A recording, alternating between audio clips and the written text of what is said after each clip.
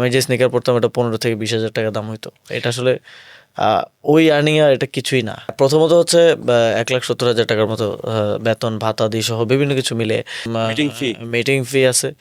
5 দিনেও $400 করে হলে আপনার $2,000। তাহলে সব মিলিয়ে মাসে কেমন ইনকাম? তো মাসে অন অ্যান অ্যাভারেজ স্পেসিফিকলি যদি ব্র্যান্ডের জিনিসপত্র বলেন তাহলে শুধুমাত্র জুতাটা নিয়ে আপনি বলতে পারেন। পোশাক নিয়ে খুব বেশি ফ্যান্টাসি গুজব ছড়াইছে যে ফেন্ডির জ্যাকেট 1.5 লাখ টাকার, ওইটা ছিল নকল ফেন্ডির। আমি যখন কিনছি তখন বুঝিনি আমি 3300 টাকা দিয়ে কিনছিলাম। রাজনীতি কখনো পেশা হইতে পারে এটা আমি মনে করি না। আমি অনেক পলিটিশিয়ানদের ব্যাপারে শুনি তারা বিভিন্ন গোয়েন্দা সংস্থা সোর্স মানি খেয়ে তাদের কথা বলে বেড়ায়। আমি সরকারে থাকতে কোনো ব্যবসা নিজের নামে নিজের পরিবারের নামে কারণ আমি করি নাই।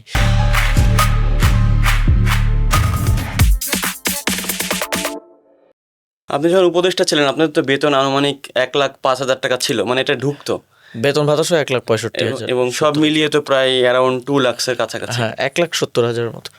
তো মানে যদিও পার্সোনাল কোশ্চেন, তারপরে ইফ ইউ অ্যালাউ মি, আপনি এই টাকাটা কিভাবে খরচ করতেন?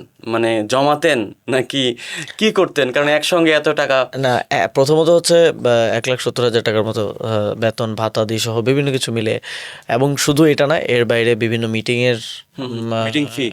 ফি আছে। সেটাও মান্থলি আমার ধারণা অনেক বেশি মিটিং, আমি সব মিটিং অ্যাটেন্ড করার চেষ্টা করতাম। যেটা সচিব পর্যায়ে সেটা সচিব করতে হয়, বাট এর বাইরে আমার করা লাগতো। তো সেটাও অলমোস্ট আপনার মিটিং ভেদে 5,000 থেকে 15,000 পর্যন্ত হইতো। সেটা অলমোস্ট 1 লাখের মতো হইতো। আচ্ছা। তো এবং এর বাইরে বিদেশ সফরগুলোতে একটা টিএডিএ দেওয়া হতো। আপনাদের মিডিয়া থেকেও আপনার বিদেশ সফরে গেলে দেওয়া হয়। সেটাও দৈনিক $300-400 মতো করে হতো যদি 5 দিনের 7 দিনের। আমি বিদেশ সফর বেশি লম্বা সময় করতাম না, কারণ আমার এখানে একদিন যদি ওয়ার্ক ডে নষ্ট হয় তাহলে ওইটা মেকআপ করাটা অনেক কঠিন হয়ে যেত। সেজন্য আমি 5 দিন, সর্বোচ্চ 5 দিন কি 6 দিনের বিদেশ সফর। আমি দেখেছি উপদেষ্টা আমার কলিগরা অনেকেও 15 দিনের বিদেশ সফর 20 দিনেরও করেছেন। আমি 5 দিনের বেশি করতাম না।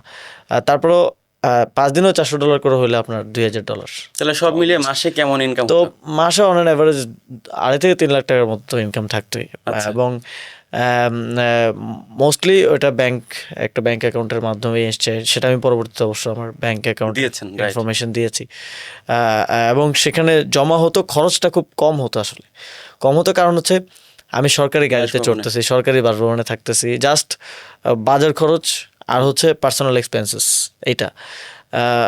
এবং আমার ফ্যামিলি তো আগে থেকে আমার বাবার স্যালারি দিয়েই চলতেছে, তো ওইটারও চাপ খুব একটা আমার উপরে আসলে ছিল না। কিন্তু সরকার থেকে পদত্যাগ করার পরে হঠাৎ করে একটা চাপ এসে পড়ে। এবং ওই সময় আমাদের চাপ পড়তো যে আপনি ব্র্যান্ডের জিনিসপত্র পড়তেন, পছন্দ করতেন, মানে কোনো ব্র্যান্ডের প্রতি কি আপনার বিশেষ ঝোঁক বা এরকম ছিল? না, স্পেসিফিকলি যদি ব্র্যান্ডের জিনিসপত্র বলেন তাহলে শুধুমাত্র জুতাটা নিয়ে আপনি বলতে পারেন, আর কোনো কিছু আর বাকি সব কিছু খুব সাধারণভাবে। আমার পোশাক নিয়ে খুব বেশি ফ্যান্টাসি আসলে নাই যে এটা ব্র্যান্ডেরই পড়তে হবে। অনেকে গুজব ছড়াইছে যে ফেন্ডির জ্যাকেট 1.5 লাখ টাকার, একবার গুজব ছড়াইছিল, বাট ওইটা ছিল স্টেসি, যেটা হচ্ছে নকল ফ্রেন্ডের ডিজাইন ল্যাঙ্গুয়েজটা ছিল।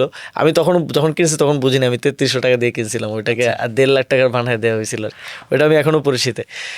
জাস্ট জুতার ক্ষেত্রে আমার এটা একেবারে যখন আমি কলেজে ছিলাম তখন থেকে থাকে না, স্নেকার হেড বলে, যাদের স্নেকার কালেকশন অ্যান্ড হচ্ছে একটা পছন্দ থাকে, সেটার প্রতি আমার একটা ইয়া ছিল বলে আমি তখন কিছু কালেক্ট করেছিলাম এবং পড়তাম। যেটা আসলে আমার যে আর্নিং আমি বললাম 2.5 থেকে 3 লক্ষ টাকা মান্থলি, আমি যে স্নিকার পড়তাম এটা 15,000 থেকে 20,000 টাকা দাম হইতো। এটা আসলে ওই আর্নিং আর এটা কিছুই না। বাট এখন আমার ওই ব্যাংকের যেই স্যালারির টাকা পয়সা জমা হয়েছিল সেটা খরচ হয়ে প্রায় শেষের দিকে।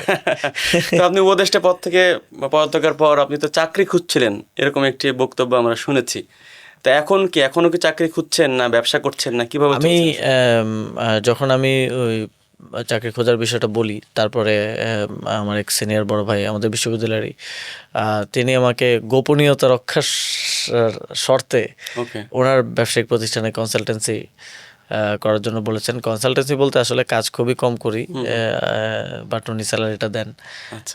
এটা দিয়ে চলছে। বাট আমি আসলে চিন্তা করছিলাম যে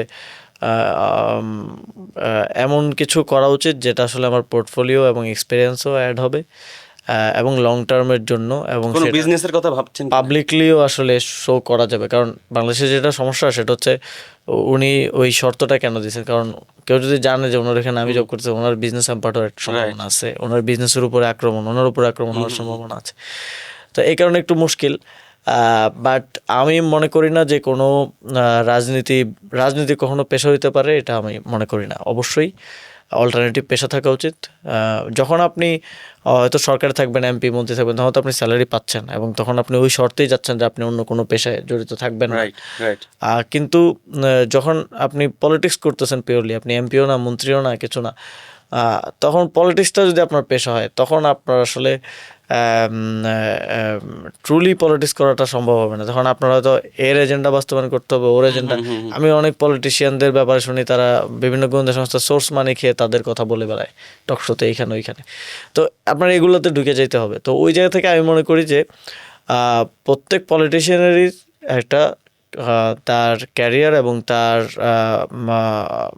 আয় ইনকামের জায়গাটা খুব প্রিসাইসলি পলিটিক্সের বাইরে থাকা উচিত। কিছু ভেবেছেন কি না, মানে কোন বিজনেসে যাবেন? কারণ জব তো করা আসলে সম্ভব না আপনার পক্ষে 9 to 5। আমার জন্য আসলে সুবিধা হয় কেউ যদি খুব কম টাইম কন্ট্রিবিউশনে কোনো জব দেয় আর কি, তাহলে ওইটা ভালো হয়। হয়তো তার প্রতি আমি জাস্টিস করতে পারবো না, কারণ পলিটিক্স অনেক সময় চলে যায়, কিন্তু বিজনেস করাটা আসলে খুব সহজ জিনিস না। মানে ওটাতে আপনার সময় জবের থেকে আরও অনেক বেশি যায়। মানে আমাদের দেশের প্রবলেমটা যেটা হয় যে পলিটিশিয়ানরা তাদের অনেক কমিউনিকেশনের কারণে একটা অ্যাডভান্টেজ পায়, যেটা সত্যি। আমাদের তো কমিউনিকেশন অনেক উচ্চ লেভেলের বিজনেস অনেক ইয়া হয়। তো আবার পলিটিশিয়ানরা যেটা করে, তারা যখন সরকারে থাকে বা এমপি মন্ত্রী হয়, তারা তাদের বাচ্চা কাচ্চা ফ্যামিলির নামে, নিজের নামে ঠিকাদারি লাইসেন্স করে সরকারি কাজ নিয়ে বিজনেস প্রোফাইল দাঁড় করায়। সেটাও কনফ্লিক্ট অফ ইন্টারেস্টের জায়গা আছে। সেটাও আমার জায়গা থেকে, আমি সরকারে থাকতে কোনো ব্যবসা নিজের নামে, নিজের পরিবারের নামে, কারণ আমি করি নাই, এবং কোনো আত্মীয় স্বজনকে পর্যন্ত আমি কাজ দিই, কেউ বলতে পারবে না। মানে আমি তো স্পেসিফিক অভিযোগের কথা বলছিলাম, কোনো স্পেসিফিক এরকম অভিযোগ তো নাই, কারণ আমি সেটা করি নাই। তো সেটাও আমাদের জায়গা থেকে করা সম্ভব না, আমাদের নৈতিকতার জায়গা থেকে আমরা করব না। তো ওই জায়গা থেকে একদম স্ক্র্যাপ থেকে বিজনেস শুরু করাটা অনেক টাইম কনজিউমিং, অনেক অ্যাটেনশন কনজিউমিং, এবং একটা ফান্ডিংও প্রয়োজন হবে আপনার। সেই জায়গা থেকে আমি মনে করি যে মোর বেটার হবে কোনো একটা জবে যদি একটু কম টাইম কন্ট্রিবিউট করে থাকা যায়।